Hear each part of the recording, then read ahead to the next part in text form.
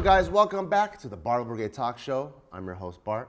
We got Silent Mike, we got Nadeem, and today we're gonna get nice and vulnerable. Go back to that soft, nostalgic place and reminisce about who was the fitness inspiration that motivated you the most. And remember, like, what got you first into fitness? It could be magazines, YouTube. Who did you watch? Who made you want to train, and who made you upset? Because everyone that got into fitness was obsessed at one point, right? Like, who made you obsess over it? I miss being obsessed. I'm ready if you're ready. I don't even know right now. So mine wasn't, it was sports-based.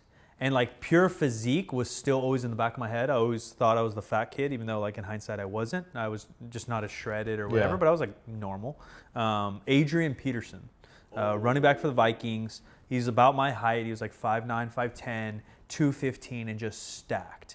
Fast, powerful, like just a good... running through people. Yeah, he was a good balance of speed and strength, and so I always thought that was cool.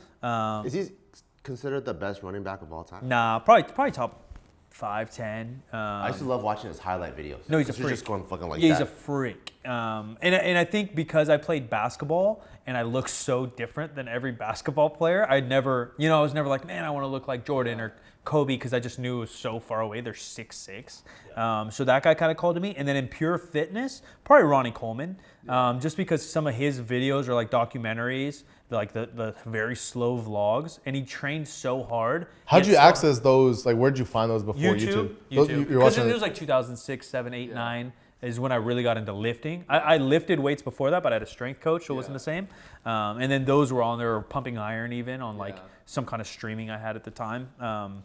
Because Ronnie had so much fun. He's banging music. It's hot. It's like that. I grew up in like a bodybuilding gym like that kind of, and so I could relate to that, even though I didn't want to look like him. How hard he went made me kind of want to go hard. Yeah, I still got to think of mine, because when I first got into fitness, it was like that first falling in love and like being a part of the whole culture and community. There was so many people that, because when I kind of came up in the fitness industry when everyone was popping off. Yeah. You know, so like the YouTube when you guys, industry? YouTube industry, Yeah. not myself, but like when I first started watching. So when you guys like probably were lifting, you guys were still flipping through the magazines. And I still like had those Men Health, but. Yeah, I got a magazine every time I flew. Really? Every time I flew, that was part of the thing. I would go grab a whatever Muscle and Fitness or whatever's there. Iron Mag. Yeah, all that. I probably have 3 of them. My first one for sure is Ronnie Coleman's one of them. And I just think with those slow vlogs and the lifestyle, you saw how it was a 24-hour thing, because you would see him put on his custom-made police uniform, and then he comes home for lunch, and he's literally taking like the bag of chicken that's supposed to last a week. He just dumps the whole thing, puts it in the microwave, takes it out, and he takes like his barbecue sauce. And then but then when you start doing the macros on it, you're like, dude, this fool ate 200 grams of protein with probably under 20 grams of fat. No wonder he's so lean. Then he goes to work, drives around, and it's hot as fuck, and he's still training his ass off. So you're just like, oh man, like this guy doesn't have any limitations. It's not like, oh, it's cold or it's hot or whatever. And then he comes home and he does another hour or 2 on the incline treadmill. And you're just like, oh man, this guy's like dedication is crazy. Yeah. But he didn't like make it like this thing. It was just like life.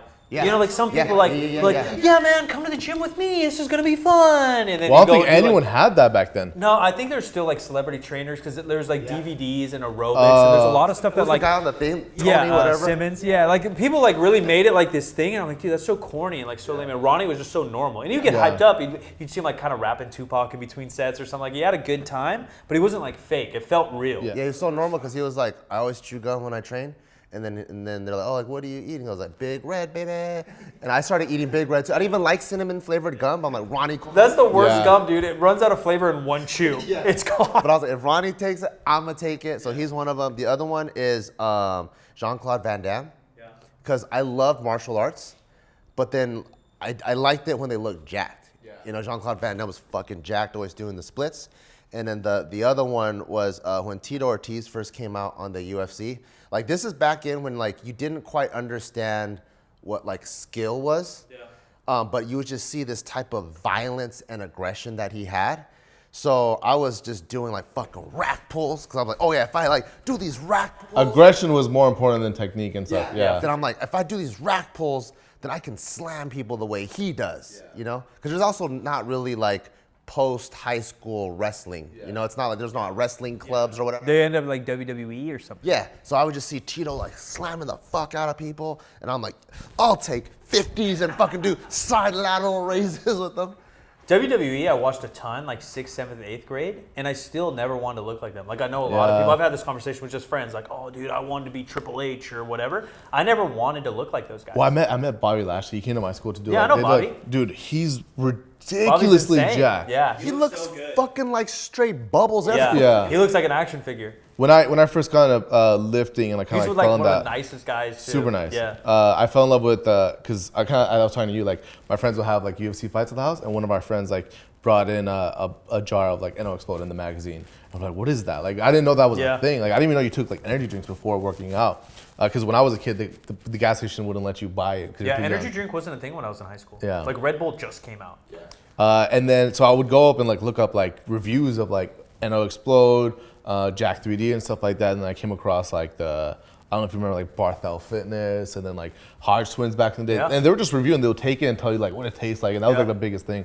And that's where my obsession with fitness like really started, and it kind of made it fun to like be a part of that culture and like follow these guys through the workouts. And if you look back, none of these guys were like super jacked or anything, but they were just the first almost before vlogging. It was just like daily updates of like their training or they're maybe like a doing cooking recipe here and there. What's that guy? Liam know. Hayward. I remember Barth. Oh, yeah. Do you remember him? Like remember super Barthel. OG. Barthel, yeah, he was big. him. And then on the bodybuilding side, because I think Ronnie Coleman was a little bit before mine. It wasn't as competing as much, but it was those Kai Greene videos. Yeah. Where it was like him. He made it fun, but also not where he obsessed about it too much. But that was him. That was like that respect that you gave him because he was so obsessed with it. Yeah. Where he would be like in his room eating tilapia and then like just watching hours of motivational videos, like just motivational speakers. And I'm like, damn, like that's like that's when I started to know I'm not shit. You know, like I think it was humbling in a sense. Yeah. Kai Greene made me like big fucking hoodies. Yeah. Like that was like when you just see like him like he's all jacked, but then when he sweats, then you see like his muscles come through his hoodies. I'm like, that's a tight look. That was my strength and conditioning coach growing up. He bodybuilded a little bit, played college football, and then he was a drill sergeant for drill sergeants in the Army.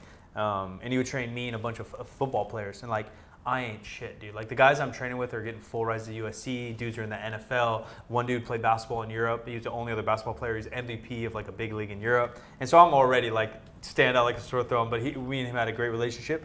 And he always wore big hoodies. And so I'd always be talking shit and poking at him. He's older, he's in his 40s at the time. And then every once in a while, he would he's like, all right, Mike, like Jamba Juice if I could row the stack. I was like, you can't row shit, And he goes down there and I fucking feel, I'm like, God, like just like that, bro. Like IFBB shit. He grabs the stack at a bodybuilding gym, so it's probably 250 plus and just kind of leans back, kind of gives me a spark and just kind of starts banging it out. Like, fuck, It's dude. crazy because and I'm in like 8th grade. I don't know what the hell's going on. You see those guys and you're like, what the fuck? Yeah, different level. But then I'm like, I could go to a commercial gym and do that now. Yeah, I'm like, true. But I'm like, I don't think any kids look at me like, I don't know, like I'm not trying to look like him. Yeah. Like I want to be that inspiration to some kid getting into it, but I think I need to look the part. There's also those local gym heroes because you read magazines or you watch videos, right? When I first started going to the gym when I was like 15 or 16, I was going to local Bally's. It's like you see people like repping like 135 on the bench or whatever. Some guy might have a plate and a quarter. Then you start seeing like guys that like have like 2 plates.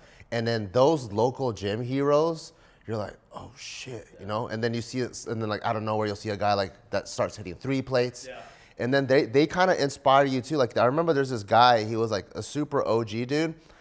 He would always hit incline first before flat bench, those type of guys. Yeah. And then he always had gardening gloves on. So my first... That was the OG. Yeah, so like my first probably 3 years of like lifting wasn't even with the Harbingers. Yeah. It was with like those leather gardening gloves just because I wanted to be like him. Yeah, when I the first commercial gym job I had, there's a group of like 3 dudes always come in. All they do is bench. They're all benching over 4, and they all have mechanic gloves on every day. And they're just banging, dude, smiling, laughing. I loved it. Did I ever introduce you to my friend Vince? Remember I brought him once? The biggest Asian guy in the world. Yeah. So then when my mom made me sign up and we had to lie about my age, so I was like, I'm always older at 24s, but I had to get personal training at like 8 years old, and then from then I just never went to the training and just started going. That's when I really started training. So then I would go, and then there would always be this little Asian girl with this big ass Asian guy from since I was 8 years old. Yeah. It was Kim Valentine. Oh, really? So I trained my whole life with them, like as a I just kid. talked to her the other day. I was like, they were fucking strong, and Yeah. they're the only people squatting Those to that don't death. know, Kim, I think squatted 402 in the 97-pound class. OG. OG power. Probably one of the first chicks to break the form. Yeah. And then I was like, and then seeing her online, I'm like, dude, you're like a big deal. Yeah. And just like I literally as a kid was like, That's see funny. them, like we're just like, and then my homie that was just the fucking nicest guy, but just a kept to tank. himself. Fucking like 20-inch arms, just fucking no reason. I think was a big inspiration for Asians in the fitness industry. This guy was like literally like a video game character. Yeah, that's dope. Smallest waist. I think he could probably put on Kim's thing, but he probably weighed like 300 pounds heavier than her. I think that's why I was so surprised when we were doing JK at the time, and people would look up to me for fitness stuff, because in my gym there were guys like that. We had Bulo, didn't you? No, I didn't go to Metroflex, but yeah, there's like guys that are like that, right? That are just like naturally 18 or just hitting 315 for 8 reps or whatever. And then so for me, I've always trying to chase and try to be like that. And then my gym was full of people like that. So I didn't understand when people was like, "Oh, I want to be like Bart." I'm like, "No, dude, I'm just trying to be." Yeah. I'm like, but I'm like, you know what? I'll just channel what these guys do, and I'll just be the messenger. Yeah. Not Metroflex Bulo, the one from Bruce Lee. Oh, Bolo. Yeah. Bolo was there too, from the old school Bruce Lee movies. He's the old school, Did the you one watch that Enter the Dragon? take off his shirt, super jacked Asian guy with the Did head. you ever watch Bloodsport? I told you all this. Now you're just trying to do it on video. I've told you I've never seen any of these movies. Now he's just trying to put me on blast.